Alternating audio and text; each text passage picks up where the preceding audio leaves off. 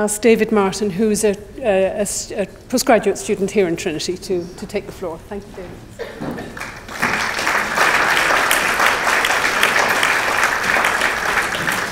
Thank you very much for the opportunity to discuss this most important topic together here this evening.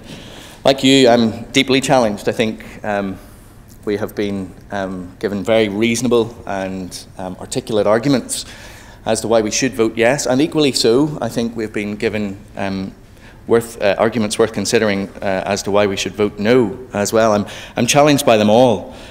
Matters of equality certainly need our careful attention, though I'm not altogether convinced that what is being proposed really is a matter of equality. And the possibility at present, as Dr. Kris McDaniel-Miccio perhaps alluded to, being the Christian church that's got it wrong. Despite the vast majority of the worldwide Christian church holding to the historical until very recently unchallenged view of Christian sexual ethics is quite astonishing. The possibility that anyone who stands up and proposes a different point of view might find themselves before the law courts is equally frightening. And might I just urge, as I begin, that it seems to be that the victims might very quickly be in danger of becoming the persecutors in all of this. This is not the type of society that we want.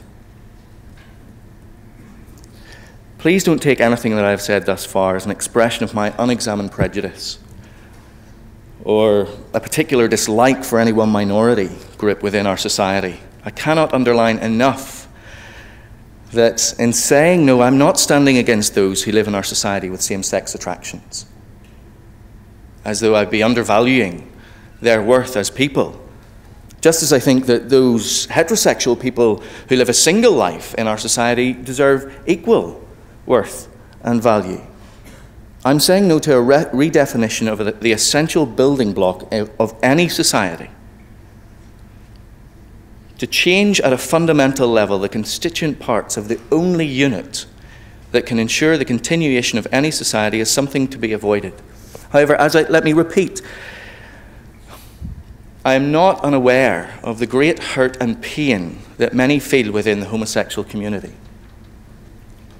One writer I read said that he was writing as though from out of a furnace, and that has been echoed by some of my very close homosexual friends. That is where they live, day in, day out. I appreciate greatly Andrew Sullivan's candour, the one-time gay social commentator, when he wrote, "Marriage is the most central institution to the nature of the problem, which is to say, the emotional and sexual bond between one human being and another." Let's not be hoodwinked or distracted by issues of surrogacy or adoption on this. Let's keep it all about marriage, because that's what it's about. He goes on to say, if nothing else were done at all and gay marriage were legalised, 90% of the political work necessary to achieve gay and lesbian equality would have been achieved. 90%. It is ultimately the only reform that truly matters. And Kirk and Marsden, in their seminal work, After the Ball, I'm sure some of us in here have read it, speak very tellingly, too, about many aspects of the homosexual community, but they're especially poignant when they admit that, and they're writing out of an American context, that the most distressing thing about the American myth of the unhappy homosexual is that it does have some basis in fact. Studies suggest that while most gays are remarkably well adjusted in light of their stigma, on the whole, gay men, and to a lesser extent lesbians, are more prone to feelings of loneliness, anxiety, paranoia, depression, and unhappiness than are straights. And Kirk and Marsden are writing as homosexuals themselves. However, that being the case, I still do not think that same-sex marriage is the answer to alleviating the hurt and the pain that many in the homosexual community have to live with, nor to eradicating the absolutely reprehensible bigotry that some in our society want to perpetuate. From what I've read and speaking to friends, from those advocating for same-sex marriage, marriage itself is being held up as the gold standard. Civil partnership is no longer good enough. Unless same-sex marriage is available to those living with same-sex attraction, they will never have the possibility to be fulfilled. treated as the same as others, never free of the shame and the guilt that they rightly or wrongly feel.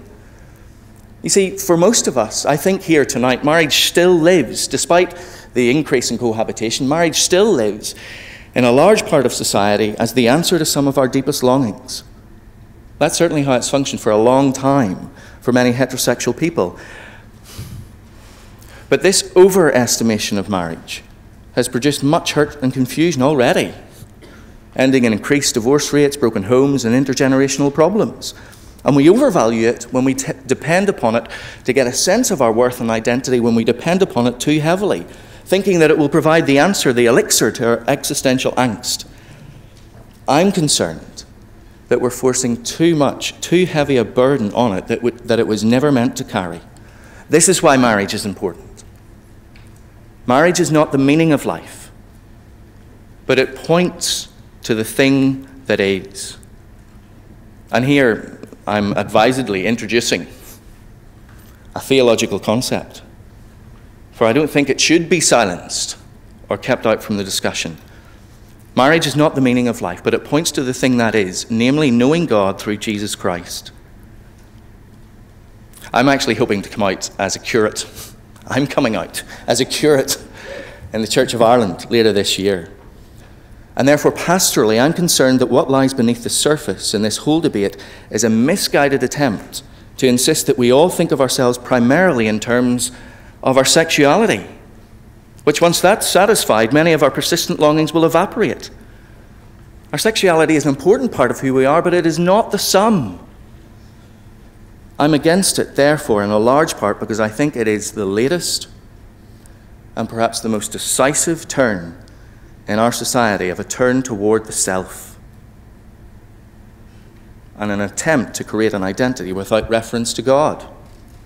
All our talk of equality, the rights of children, even the definition of marriage can be subsumed under this: who has the right to tell us what marriage is and is not, or what it should or should not be? A redefinition of marriage now will not only compromise the Constitution's ability to restrain future attempts to reconfigure marriages that suit other sexual orientations, I believe, but in the end, I must agree with those who see it as another step down the road that leads to an ethical paralysis, where voices like mine might actually not be tolerated. If I may finish with a quote from an unlikely source that confirms all that I've said thus far, and serves as a good, I was going to say serves as a good introduction to our next speaker, but she is not with us. Oh, she is. Oh, great, Marguerite. Lovely to meet you. Ronald Barthes, he was one of the founders of deconstructionism, and in his essay, The Death of the Author, he celebrates this. He celebrates that to refuse to assign a secret, an ultimate meaning, to our text, he's talking as a literary theorist, but to refuse to assign a secret, an ultimate meaning to our text, and our text here tonight is that of marriage. To refuse to assign an ultimate meaning liberates what may be truly called an anti-theological activity. An activity that is truly revolutionary, since to refuse to fix meaning is in the end to refuse God and his hypostasis, reason, science, law. That, for me, is why, at this referendum, I must say no. Thank you.